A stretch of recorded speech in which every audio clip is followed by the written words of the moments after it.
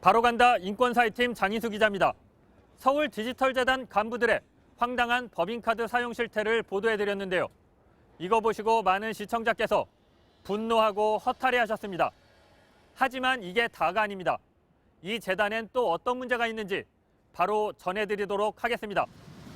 제가 만난 재단 전현직 직원들은 가장 대표적인 비리로 시간의 수당을 꼽았습니다. 야근도 안 하면서 수당만 타간다는 건데요. 방법은 간단합니다.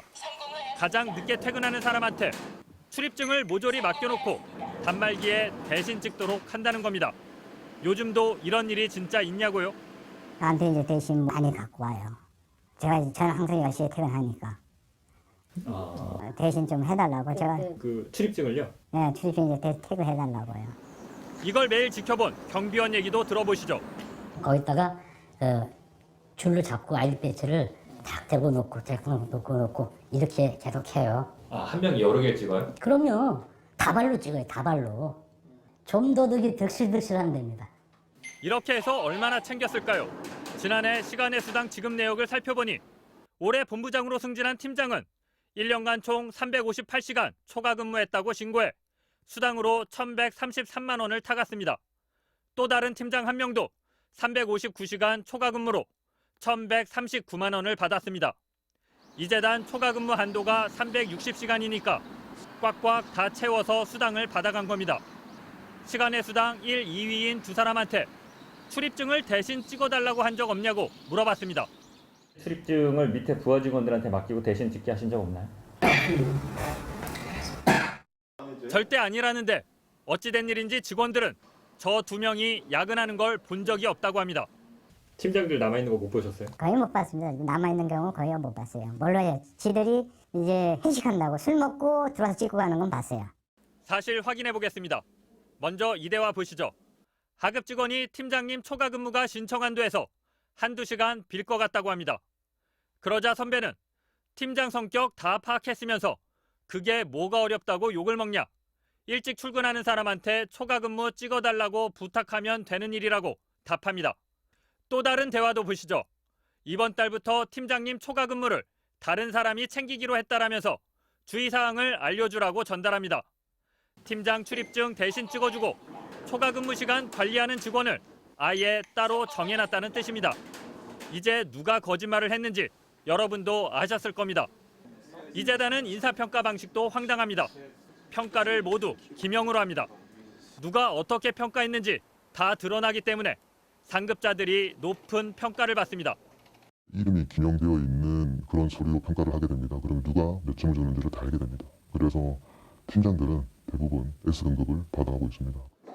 능력 불문하고 직급만 높으면 평가를 잘 받다 보니 성과급도 간부들이 많이 받아갑니다. 간부들이 시간의 수당에 성과급까지 두둑하게 챙기는 동안 계약직은 찬밥 신세나 다름없었습니다. 정규직 되고 싶으면 나한테 잘하라는 말을 툭하면 들어야 했고 딱 들어오는 한 얘기가 너 정규직 되고 싶니? 그럼 나한테 잘 보여 라는 말을 정말 수도 없이 하세요. 아무리 일 열심히 해도 계약직이라는 이유로 성과급 한 푼 못 받았습니다. 성과급이 안 나온 이유가 뭐냐 했더니 계약직한테 성과급을 주게 되면 법에 위반이 되기 때문에 못 준다는 거예요. 재단은 지난달 감사에서 지적을 받고 난 뒤에야 계약직에게도 성과급을 주기 시작했습니다. 심지어 성희롱도 만연했다는 게 여직원들의 하소연입니다. 재단 간부가 계약직 여직원에게 보낸 메시지. 밤 11시인데 나오라고 하고 영화 보러 가자, 술 마시자. 싫다고 해도 이런 메시지를 반복적으로 보냈습니다. 집착을 좀 하셨어요. 넌 나한테 관심이 없어. 뭐 이런. 이 문제로 혼자 우신 적도 있어요?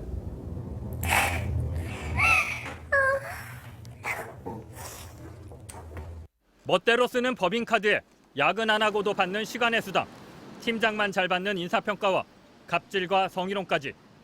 산하기관에서 이런 일이 벌어지고 있는데 서울시는 그동안 뭘 했을까요? 이번에 저희한테 제보한 직원은 8월 7일에 이미 이런 비리 내용을 박원순 시장이 만든 안심 변호사 제도를 통해 서울시 감사위원회에 알렸습니다. 그런데도 서울시는 제보자에게 11월 7일까지 처리할 테니 기다리라고만 해놓고 아무 조치도 취하지 않았습니다. 서울시에 가서 왜 그랬냐고 물었습니다. 저희가 조치를 안 한 건 아니고요. 그 의혹을 확인하기 위한 서류들 확보하고 자료 검토하고 그리고 외곽 조사를 좀 진행하고 있었거든요. 봐준 게 아니라 다른 제보가 많아서였다는 건데요. 하지만 서울시엔 서울 디지털 재단을 관리 감독하는 부서가 3군데나 있습니다. 감사위원회 말고도 투자 출연 기관을 관리하는 공기업 담당관실도 있고 디지털 창업과에는 서울 디지털 재단 전담 직원까지 두고 있습니다. 누구 하나라도 관심을 가졌다면 이렇게 대놓고 비리를 저지르진 못했을 겁니다.